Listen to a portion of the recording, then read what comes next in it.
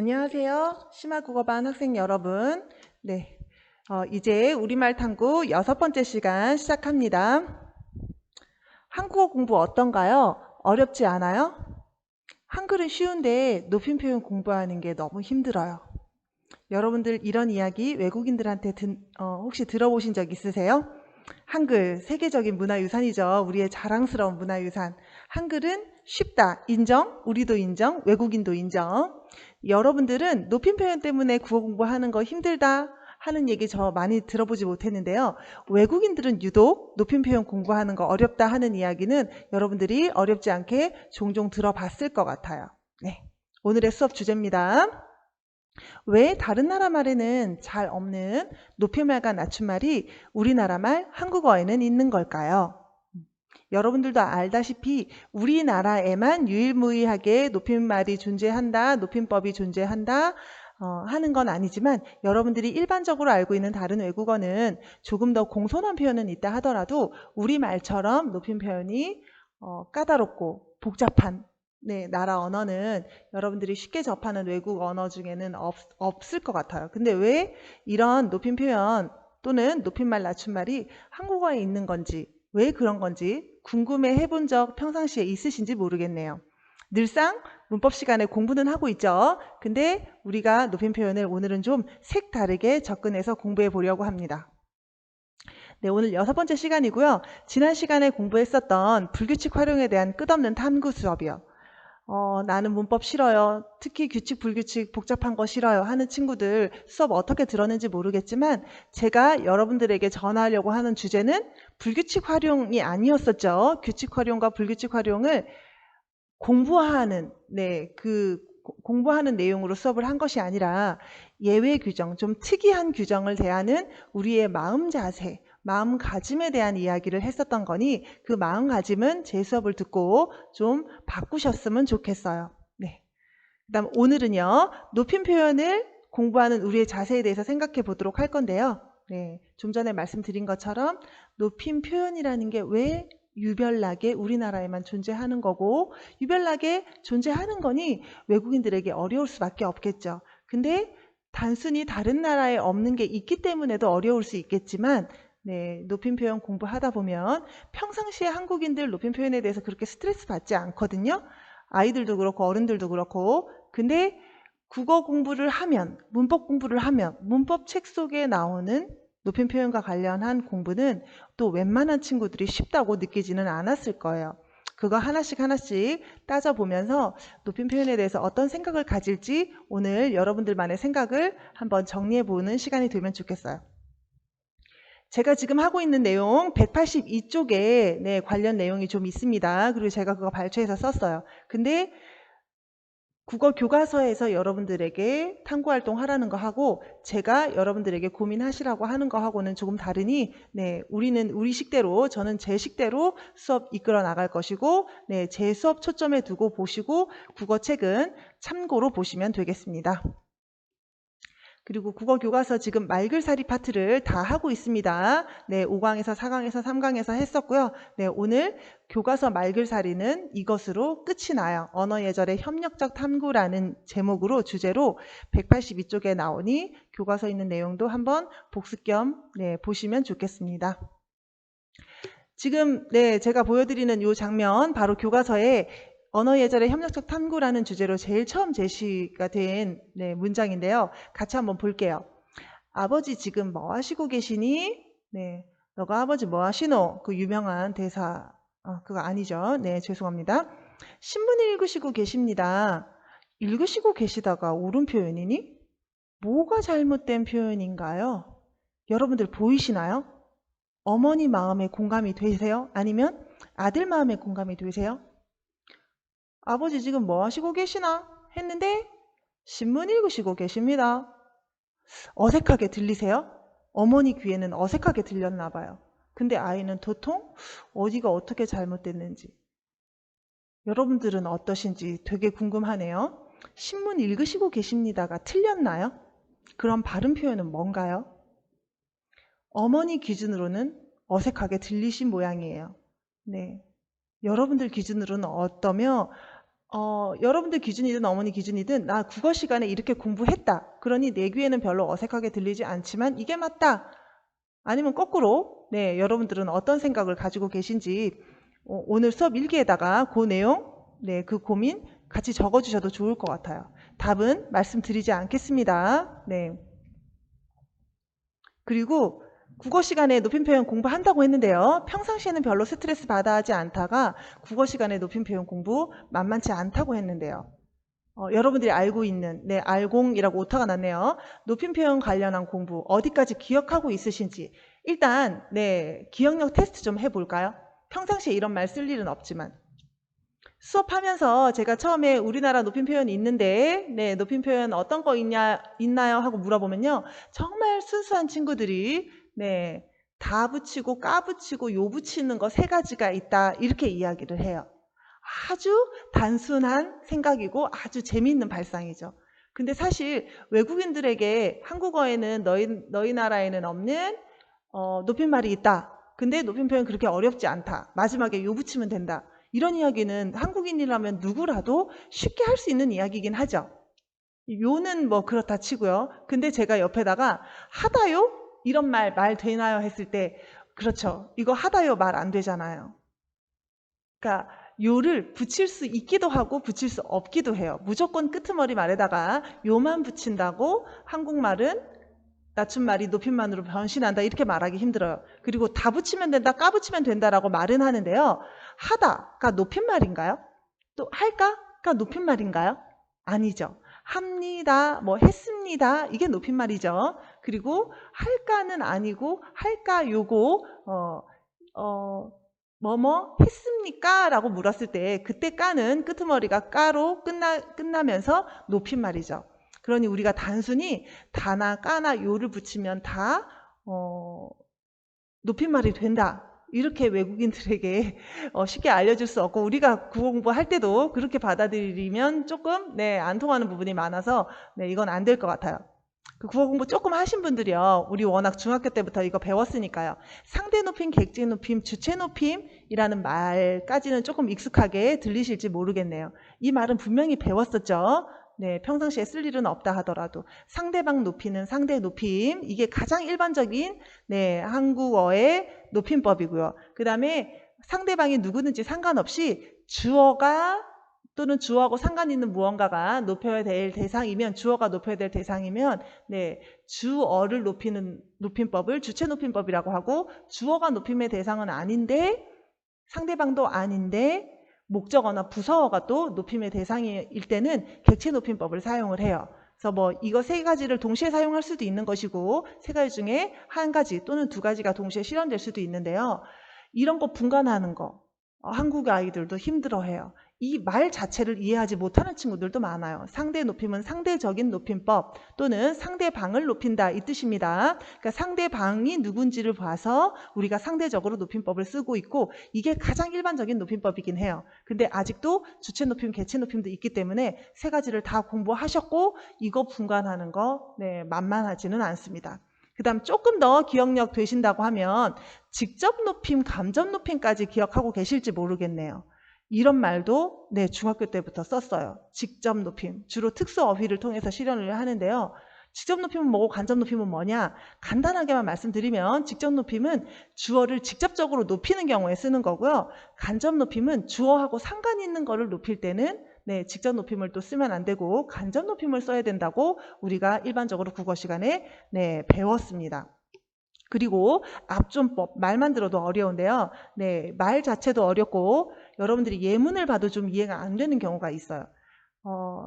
주어도 높여야 되고 아까 부사어나 목적어도 높여야 된다 했고 상대방도 나보다 높은 사람인지 낮은 사람인지 그게 주로 위아래는 계급이나 나이가 되겠죠. 한국 사회에서는 위아래인지를 따져서 상대적으로 높이는 것도 상대 높임법인데 이 압존법이라는 건 말을 듣는 사람이 네, 주체 높임, 주어보다 높냐 남냐를 다시 따져서 네, 주체 높임을 실현해야 될 때 상대 높임이 더 크게 먼저 작용해서 상대방이 주어보다 더 높은 사람이라면 다시 주어를 낮추는 높임법이에요.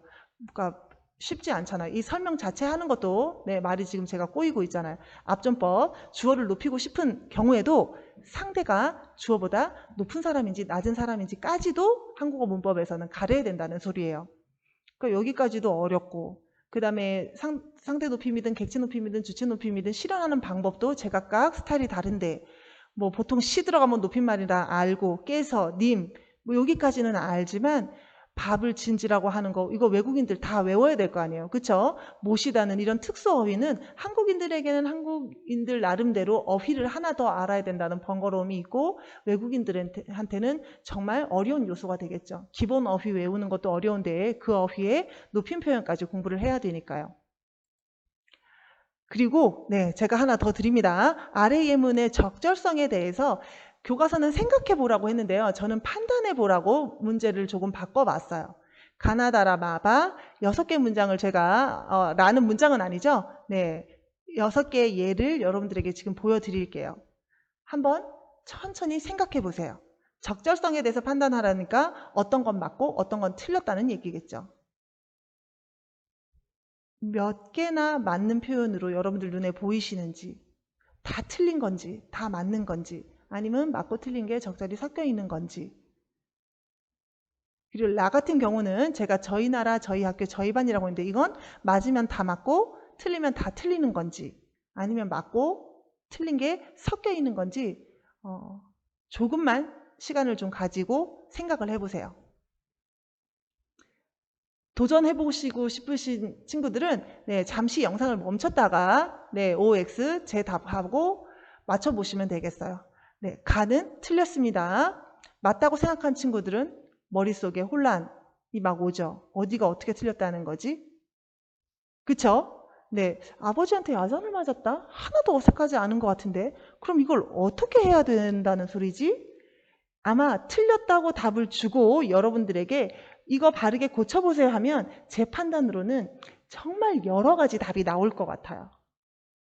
그 다음에 나는요 틀렸다고 생각한 친구 있을 것 같은데 네, 나는 틀린 답은 아니에요. 교과서 기준으로 보면요. 교과서 기준으로 그 다음에 다 틀렸다? 맞다? 네, 다는 틀린 표현입니다. 이것도 역시 교과서 기준으로는 그래요. 내가 보기엔 하나도 선생님 어색하지 않은데요? 해도 네, 우리가 국어 교과서에서 배우기로는 배운 대로 그걸 그대로 적용시킨다면 네, 다는 틀렸어요. 그다음 라요. 저희 나라, 저희 학교, 저희 반. 선생님 이거는 아니죠. 모르겠어요. 상식적으로 선생님 저는 이 정도는 알아요. 교과서에서 이런 거 안 배웠어도. 저희 나라라는 말은 틀렸잖아요. 하고 말할 친구 있을지 모르겠네요. 우리나라라고 네, 붙여서 써야 되고 우리나라가 맞는 표현이에요. 하는 건 한국인들이 상식적으로 그래도 저희 학교나 저희 반보다는 조금 더 잘 알고 있는 네, 모범 답인 것 같은데 네, 우리나라가 맞습니다. 그 다음 저희 학교, 저희 반이요. 이건 맞나요? 틀리나요? 똑같은 논리니까 저희 나라가 안 된다는 이유가 그거잖아요. 나라의 위아래가 어디 있냐? 네, 나라는 다 큰 나라건 작은 나라건 땅덩어리가 또는 뭐 인구가 많거나 적거나 상관없이 다 동등하다. 그 논리로 저희 나라라는 말은 이건 너무 겸손이 지나쳤다. 이건 아니다. 하는 게 우리나라 문화고 그걸 교과서에서 그렇게 네, 공식적으로 그렇게 이야기를 하는데요. 그런 논리라면 학교에 위아래가 있나요? 반에 위아래가 있나요? 이건 그 논리를 그대로 적용시키면 세 개 다 틀린 그 표현이 되겠죠. 그렇죠. 학교에 뭐 좋은 학교가 있고 뭐 무슨 특목고는 좋은 학교고 일반 학교는 안 좋은 학교입니까? 그렇지 않잖아요. 그리고 뭐 공부 잘하는 뭐 평균이 높은 반은 높은 반이고 뭐 아닌 반은 아니 그 말도 안 되는 소리잖아요. 그러니 그 논리대로라면 저희 학교나 저희 반도 우리 학교 우리 반으로 고쳤어야 맞는데요. 우리 교과서 기준으로는 네, 저희 반은 교과서 예로 나와 있지 않습니다. 저희 학교는 맞는 표현도 될 수 있다라고 네, 답을 내렸어요.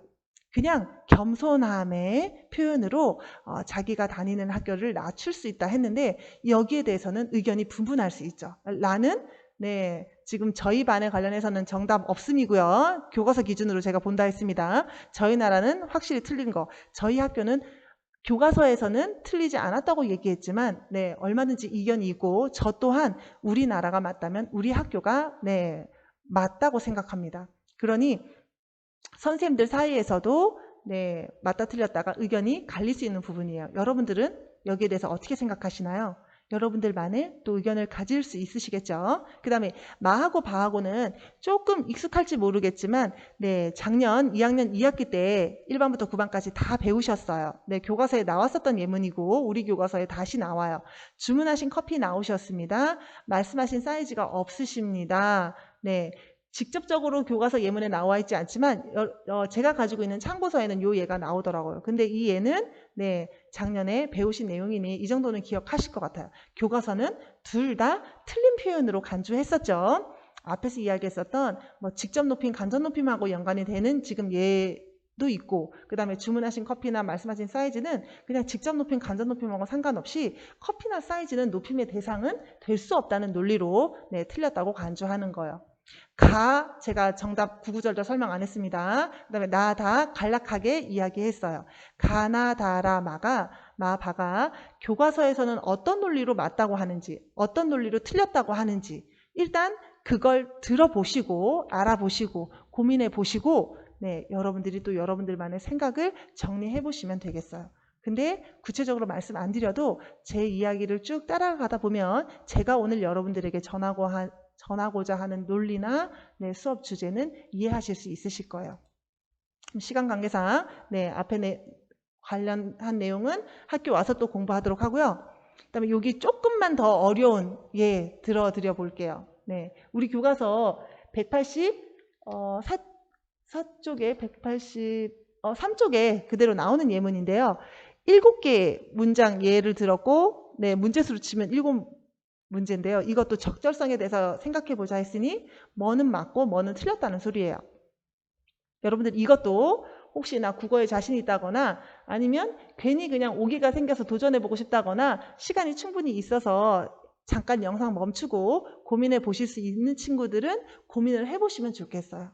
네, 학교에 같이 있으면 제가 충분히 생각할 시간을 드릴 텐데 온라인 수업은 짧게 가야 돼서 네, 저는 조금만 드릴게요. 맞냐? 틀리냐? 맞냐? 틀리냐? 다 생각하셨다 생각하고요. 네, 답을 공개하겠습니다. 네, 선생님 OX는 뭐예요? 물어보고 싶죠? 2번도 OX고 4번도 OX고 맞는 것도 정답, 틀렸다고 말한 것도 정답. 4번도 마찬가지입니다. 나머지는 교과서식으로는 1번은 틀렸대요. 그리고 3번, 6번, 7번은 이건 확실히 맞대요. 네, 다른 의견이 있을 수 없는 것처럼 얘기했어요. 근데 제가 부탁드리고 싶은 건 여러분들 눈에는 어떠냐는 거죠. 그리고 여태까지 국어 공부를 열심히 한 친구들은 한 친구들대로 또 이 예문들에 관련해 가지고 한번 찬찬히 하나하나 곰곰이 생각을 해보세요. 이거 진짜 맞는 거 맞나? 이거 틀린 거 맞나? 여러분들이 여태까지 전통적으로 중학교 때부터 높임 표현 관련해서 배웠었던 내용들 그리고 사실 얘들도 비슷비슷했었거든요. 이거 나 분명히 봤는데 시험에도 나왔었는데 이거 이때 정답이 이게 5가 아니었는데 X였는데 또는 X가 아니었는데 5였는데 하는 예문이 있으신지 한번 시간 되시면 찬찬히 살펴보세요. 여러분들이 배웠었던 거랑 또 다른 예문이 있을 거예요. 그리고 아마 이런 답은 처음 봤을 거예요. 되는 것도 맞고 틀렸다고 하는 것도 맞다. 둘 다 일리 있는 말씀이다. 아버지 좀 오시라고 해라가 맞다는 거잖아요. 그렇죠? 그럼 맞는 것에 대한 이유가 있겠죠. 근데 이게 틀렸다도 정답이라는 거죠. 우리 교과서가 좋은 게 이게 심화국어 교과서답게 여기까지는 발전해 갔어요. 여태까지는 O 아니면 X 정도로밖에 공부를 하지 않았는데 우리 교과서는 되기도 하고 안 될 수도 있다까지는 이게 발전된 모습을 보여주고 있어요. 그런 이런 거 가지고 토의도 해보라고 교과서에서 제시를 했죠. 여러분들은 한번 꼭 확인해 보세요. 이게 맞는 게 맞나? 틀린 게 맞나? 그리고 맞는 것도 맞고 틀린 것도 맞다는 게 말이 되나? 오늘 제가 여러분들하고 나누고 싶은 게 바로 진짜 수업 주제가 요겁니다. 우리 교과서는 언어예절의 협력적 탐구라는 이름 하에 높임법 관련된 공부를 하게 해놨어요. 여러분들, 높임법을 사용하면 언어예절을 잘 지키는 거고 높임법을 제대로 지키지 않으면 언어에 있어서 예의가 없는 사람이다. 예절을 지키지 않았다. 이렇게 볼 수 있나요? 높임 표현과 언어 예절, 그렇게 밀접한, 네, 절대 뗄래야 뗄 수 없는 긴밀한 관계인 거 맞나요? 조금 더 쉽게, 나이 많은 사람한테 반말 쓰는 사람은 예의 없는 사람 맞나요? 아까 위아래를 나눌 때 한국 사회에서는 대체로 나이 또는 계급을 따진다고 했는데요. 선생님 지금 계급 없잖아요. 없잖아요 하는데 회사 가면 아직 네, 계급이라고 할 만한 게 있고, 뭐 군대 같은 데는 아직, 네, 깍듯하게 위아래를 계급으로 이렇게 나누지 않습니까? 그럼 거기서 반말 쓰는 사람은 예의가 없는 사람이다. 학교에는, 네, 이게 계급이 있나요? 교장 선생님 밑에 교감 선생님 있고, 교감 선생님 밑에 뭐 부장 선생님이 있고, 부장 선생님 밑에 일반 교사가, 이런 것도 계급이라고 볼 수 있나요? 그럼 아랫사람은 윗사람한테 무조건 높임말을 써야 된다? 여러분들 한번 생각해 보세요. 반말 쓰는 사람은 예의가 없다? 여러분들 집에서 부모님한테 또는 할머니, 할아버지랑 같이 살거나 뭐 삼촌, 고모랑 같이 살 때요. 네, 꼬박꼬박 높임 표현 사용하세요. 위, 아래 나눠서, 네, 높임말 써야 될 때는 높임말, 낮춤말 써야 될 때는 낮춤말. 아닌 사람이 더 많지 않나요? 네, 생각해 보라고요. 나이 많은 사람에게 반말 쓰는 사람 예의가 없다? 우리가 쉽게 이렇게 갈 수 있겠는지. 그리고 부모가 아이에게 높임말 쓴다 하는 그 이야기 또는 실제 그 경험, 이렇게 보고 듣고 하신 적 있으신지 모르겠어요. 부모가 아이에게 높임말 쓰는 사람이 있다고 하죠. 그렇죠? 왜? 당신 뭐예요? 왜 아랫사람한테 높임말 써요? 그럼 그 부모들이 얘기하겠죠. 저는 제 자식이 너무 귀해서 존중해주고 싶어서 또는 높임말이 좋아서 제 자식이지만 높임말을 씁니다. 옛날에 왕에게 왕 어머니도 높임말을 당연히 썼을 거 아니에요. 그렇죠? 네, 자기보다 계급으로는 네, 위니까요. 이렇게 부모가 아이에게 높임말 쓴다. 이상하게 간주해야 될지 아니면 뭐 개인적인 취향으로 봐서 존중해 줘야 될지, 그리고 이건 또 무슨 높임말인지, 지금 아이가 왕도 아닌데 네, 이게 이런 거를 허용하지 말아야 되는 건지, 뭐 기타 등등 여러 가지 의견이 있을 수 있겠죠. 그리고 처음 보는 사람에게는 무조건 높임말을 써야 된다. 이것 때문에 요즘 그 세대 간의 약간 갈등도 빚어지는 것 같아요. 뭐 이제 아주 쉽게 학교에서 내일까지 이거 좀 가지고 오렴 이렇게 얘기하면, 선생님 저 언제 봤다고 저한테 반말 쓰세요 뭐 대드는 친구들이 오래전부터 있어 왔으니까요. 그러니까 젊은 사람들은, 그 젊은 사람들이라고 했을 때 보통 10대? 네, 20대? 처음 보는 사람한테는 약간 높임말을 무조건 써야 된다 하는 그런 그 인상을 강하게 가지고 있는 반면에, 또 60대, 70대, 80대 어른들은 이게 젊은 사람 생각하고 똑같다 이렇게 우리가 볼 수가 없잖아요. 여러분들도 경험하고 있다시피 뭐 할머니 할아버지들이 80, 90대 돼가지고 뭐 꼬맹이한테 10대한테 20대한테 이러셨어요 저러셨어요, 네, 그 처음 보는 사람이라고 무조건 높임말 써야 된다, 이거는 또 이대로가 무조건 한국 문화다 밀어붙이기는 힘들 것 같아요. 그리고 공손함의 표현은 무조건 높임말로만 해야 된다? 그러니까 주로 높임말을 써야 공손함이 표현되고, 이게 두 번째 예처럼 반말 쓰는 사람은 약간 막 나가려고 하는 사람이고, 그리고 처음 보는 사람한테 높임말 안 쓰는 사람은 약간 어른들 중에도 뭐라 그러나요? 어른들 중에도 조금, 여러분들은 이제 아이 입장에서 어른한테도 싸가지 없다는 그런 표현을 쓰던데, 어른이 아이한테 썼을 때도 굉장히 강한 표현인데, 아이가 어른한테 썼을 때는 어른들이 그 말 받아들이기 되게 네, 힘들어하는 사람이 많습니다. 이게 그 꼰대라는 말도 안 좋고, 어쨌든 좀 상식이 없는 사람 정도로 간주하는 경향을 갖고 있는 사람들이 있는데, 그렇게 볼 수 있겠는지 우리가 오늘 이 시간을 통해서 그런 걸 고민해 보자는 이야기예요. 그리고 공식적인 자리요, 무조건 높임말 써야 되는 거 맞아요? 학교에서 아직도 공개 수업 같은 거 하면 선생님의 말을 가지고 뭐 학생들, 학부모님들, 그 다음에 동료 교사 선생님들, 뭐 교장 교감 선생님들이 가끔씩 이런 이야기를 아직도 종종 해요. 수업 시간인데, 공적인 자리인데, 공식적인 자리인데 선생님은 왜 아이들에게 높임말을 쓰지 않냐고요. 그거 우리의 일반 상식 맞나요? 그리고 그대로 밀어붙여도 되는 존중받아야 될 문화, 지속해야 될 우리 문화 맞나요? 친구들끼리 서로 높임말 좀 사용하세요. 친구들끼리도 높임말 사용하세요. 이렇게 우기는 학교가 있대요. 우긴다고 해야 되나요? 뭐 나름 캠페인, 운동을 벌이는 학교, 네, 지금 소개하려고 하는데요.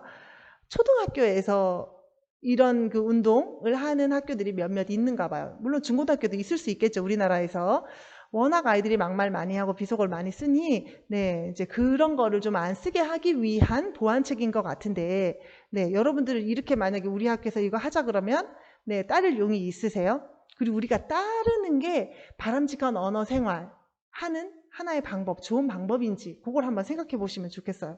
친구들끼리도. 그러니까 아이들이, 초등학생들은 뭐 이렇게 하라고 선생님들이 계속 부탁하고 학교 전체적으로 움직이면 이렇게 어느 정도 이렇게 된다고 하더라고요. 그랬다가 다시 방학 지나고 돌아오면 아이들이 원래대로 다 돌아와가지고 다 말짱 그 도루묵이 된다고 하는데, 이게 우리가 도전해볼 만한 가치가 있는 그런 좋은 언어 생활 습관 프로젝트인지 한번 생각을 해보세요.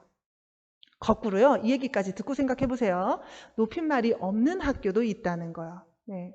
여러분들 아시는 뭐 유명한 대안학교, 웬만한 네, 대안학교에서는 좀 뭐, 좋다고 소문났다고 해야 되나요? 좀 전통적인, 네, 선생님한테도 선생님이라는 호칭을 쓰지 않고 선생님의 뭐 별명을 부를 정도로 서로 격이 없이, 위아래 없이 그냥 우리 같이 평등한 언어, 평어를 쓰자, 그런 운동도요, 위에서 높임말 쓰자 운동처럼 만만치 않게 우리나라 안에서 예전부터 네, 그 학교에서 실현되고 있었던 움직임이고요. 그 다음에 공동으로 육아하는 집단에서는 아이들에게 높임말 쓰라고 강요하지 않습니다. 다 아이나 어른이나 똑같은 언어 쓰는 걸로, 네, 그 사람들은 그렇게 공동 육아를 한다 하고요. 그 다음 요건 네, 개인적인 예예요. 근데 주변에 종종 있었을 거예요. 생신 축하드려요라는 말 좀 제발 제 앞에서 쓰지 마세요. 제가 너무 노친네 같아요. 노인네 같아요. 이러시는 분들 꼭 있으세요. 생신 축하드려요가 뭐예요? 부모님 중에도 계시는 이렇게 아이들에게, 야, 엄마한테 그냥 생일 축하해요 그러지, 어머니 생신 축하드려요, 나 너무 닭살이고 내가 너무 노인된 것 같아, 너무 나이 들게 느껴져 하고는 일부러 아랫사람에게 높임말을 쓰지 말라고 부탁을 하는 어른들도 계시다는 거. 그 다음에 아이들에게 높임말 쓰지 말라고 하는 선생님도 있어요. 둘 다 개인적인 얘기는 한데 아직 이런 선생님이 많지 않죠. 오히려 생신 축하드려요 싫다고 하는 어른들은 그나마 종종 찾아볼 수 있는데, 여러분들 흥덕고등학교에서 또는 뭐 네, 졸업하신 중학교에서 얘들아 나한테는 높임말 쓰지 마라. 그냥 친구들하고 이야기하듯이 선생님하고도 그렇게 이야기하면 좋겠어. 선생님이라는 말도 하지 마. 아까 대안학교나 공동육아 집단에서 그렇게 한다고 하는 것처럼 선생님이 학교 전체 프로젝트로, 운동으로 이런 거를 그 실험을 하고 시행을 하고 그런 거는 제가 들어본 적은 없는데요. 대안학교를 제외하고는 모두가 다 똑같은 말 쓰는 거. 교무실에서도 이거 네, 못하고 있어요. 근데 이런 선생님이 계세요. 네, 저는 봤습니다. 텔레비전에 한번 나온 적이 있었거든요. 아이들에게 높임말을, 이분은 개인적으로 이렇게 하는 거죠. 네, 대안학교 선생님들은 모두가 같이 움직이는 거고요. 공동육아도 같이 움직이는 건데, 네, 이분은 자기 스스로 생각을 가지고 아이들에게 말로써 위아래를 나누고 싶지 않다 하는 마음에 자기가 가르치는 아이들, 네, 자기하고 같이 공부하는 아이들에게 부탁해서 아이들이 편하게 말하는 걸 제가 봤어요. 근데 주변에서 시끌시끌 했었던 모양인가 봐요. 아이들한테 참 좋은 거 가르쳐가지고 애들이 말도 이제 막 한다, 이렇게. 누구는 쓰라고 강요를 하고, 보는 누군가는, 아, 정말 진짜 세상 말세다 하고 또 탄식을 하고, 그게 지금 우리 한국 사회의 그 모습인 것 같아요. 그 다음 아까 높임 표현 때문에 한국어 공부하기 힘들다. 이건 외국인들 거의 모두가 10명이면 10명, 100명이면 100명 모두가 다 입을 모아서 하는 소리거든요. 여러분들 생각해 보세요. 말의 위아래를 나눈다는 인식 자체를 하지 못했었던 외국인이 위아래를 나누는 것도 너무 이상한데. 왜냐면 우리야 몇 살이세요를 뭐 초면에 이렇게 묻는다 하더라도 우리 이제 그 초면에 나이 묻는 것도 점점 사라지고 있지 않아요? 이 사람이 나보다 나이가 많은지 적은지를 물어보는 게 실내인 나라에서는 그거를 모르는 상태에서 위아래를 나누는 거? 그리고 이게 계급, 아무리 회사라 하더라도 모두가 동등하다. 그리고 아까 제가 교장, 교감 뭐 이런 것도 얘기했는데요. 네, 그 교장하고 일반 선생님이 일반 그 보통 나라에는 있죠. 우리나라는 뭐 부장도 있고 뭐 교감도 있고 다 일제 그 시대의 그 산물이잖아요. 우리가 없애가야 되는 제도란 말이에요. 근데 아직 그 못 없애고 있는 건데 어쨌든 보통 선생님 위에 부장이 있고 부장 위에 교감이 있고 이거는 또 이게 틀린 접근이란 말이에요. 그것처럼 회사에서 물론 나한테 월급 주는 사장이 있고 자기는 회사원이기는 해도 사장이 자기보다 위다. 그래서 말도 높여야 된다. 이런 발상 자체가 그 사람들에게는 그런 생각도 해보지 않았는데 한국어 공부하면서 발상의 전환도 충격인데다가 높임 표현, 아까 여러분들이 배웠었던 거 떠올렸었던 것처럼 만만하지 않아요. 단순하지 않다고요. 그러니 일일이 완벽하게 공부하기 너무너무 힘들겠죠. 그 다음 이제 마지막 2개 남았는데요. 한국어의 높임 표현 많이 약해졌다. 여러분들 이건 어떠세요? 인정하세요? 이건 인정 안 할 사람 없겠죠. 국어 공부를 좀 한 사람이라면. 중세국어에는 현대국어보다는 높임 표현이 뚜렷했다는 거, 그거는 중세국어 공부한 친구들 알 거란 말이에요. 그리고 우리가 이 엄마도 유아어라서 쓰지 말아야 된다. 어머니라고 해야 되는데 어머니라고 말하는 사람이 많습니까? 엄마라고 말하는 사람이 많습니까? 나이가 50, 60, 70이 돼도 엄마라고 부르는 사람들, 엄마, 아빠 부르는 사람들은 한국인들 중에 너무너무 많잖아요. 그러니 예전에 비해서 높임 표현 많이 약해졌다는 건 뭐 두말할 나위 없이, 이거는 부정할 사람 아무도 없을 거예요. 약해진 건 맞는데 우리가 이제 그 다음 단계까지 나가보면 어떻겠냐 하는 게 제가 오늘 여러분들에게 드리는 제안이고 오늘의 수업 그 주제예요. 고민해 보셔야 되는 주제. 높임 표현이요. 그 위아래 나누어서 시작한 거잖아요. 신분제 사회의 유물인 거 이거 부정할 수 없잖아요.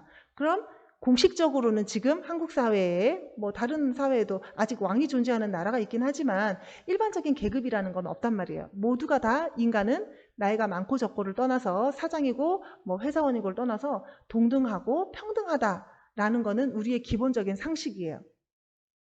많이 약해졌는데 아직도 상대 높임, 주체 높임, 간접 높임, 직접 높임, 압존법 이런 걸로 골치를 썩일 필요가 있을까?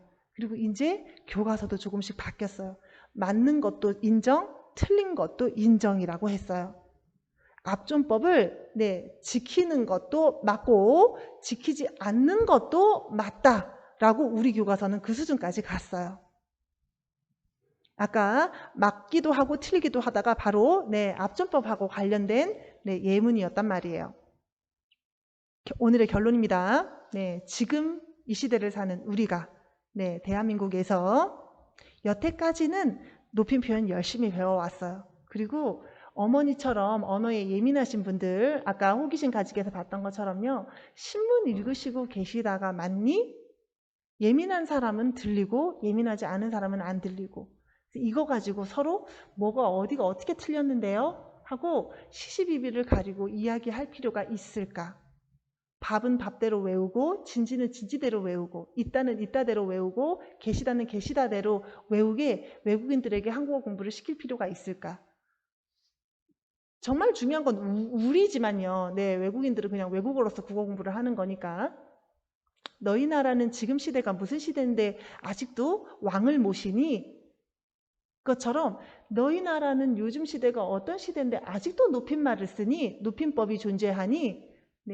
똑같이 그런 질문 받았다고 했을 때 우리가 이것과 관련해서 뭐라고 얘기해야 될지 우리의 동방예의지국으로서를 막 운운하면서 우리나라는 그런 나라야. 이거 정말 자랑스러운 거야. 라고 높임 표현과 관련해서 이야기할 수 있겠는지 우리 스스로 또는 외부 사람들에게 외국인들에게 아니면 그래 이제는 이런 걸로부터 조금 벗어날 때가 되었다. 그래서 안 그래도 빨간 펜 들고 띄어쓰기 틀렸다 뭐 맞춤법 틀렸다 하는 것도 너무 힘든데 이 어머니가 국어 선생님인지 모르겠어요. 근데 일반 사람들 중에도 국어 선생님 아니더라도 언어에 좀 민감한 사람들은 틀린 거 아주 잘 잡아내죠. 읽으시고 계시다는 좀 이상한 것 같아. 너 국어 공부 좀 더 해. 이렇게 하고 아이를 언어 교육을 더 신경 써서 이렇게 가르치는 게 소모적인 일은 아닌지 가치 있는 일인 건지 한번 스스로에게 그리고 주변 사람들하고 이 높임 표현과 관련한 생각들을 나누시고 여러분들만의 생각을 좀 가지시면 좋겠어요. 존중해야 될 문화냐 없애야 될 우리 사회의 그 문화냐 아니면 뭐 절충을 한다 그러면 어느 정도 선까지 절충하는 것이 네, 합리적인, 실용적인 방법인지에 대해서 고민하는 게 바로 네, 오늘 제가 여러분들에게 드리고 싶은 수업 과제입니다.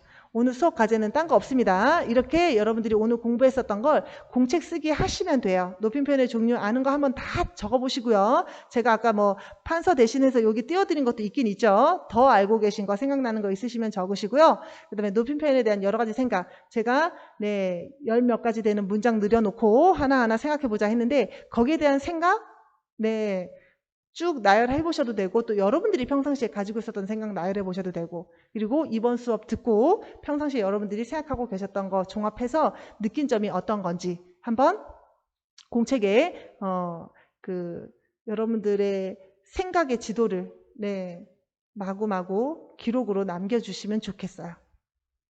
네, 오늘의 결론 그럼 끝났고요. 높임 표현 이런 거 있다. 우리말은 이렇게 해야 된다. 네, 오늘의 수업 주제 그거 아니었습니다. 네, 제가 드렸었던 그 주제로 높임 표현에 대해서 다시 한번 생각해 보세요. 그럼 네, 오늘의 수업 이만 마치겠습니다. 고생하셨습니다.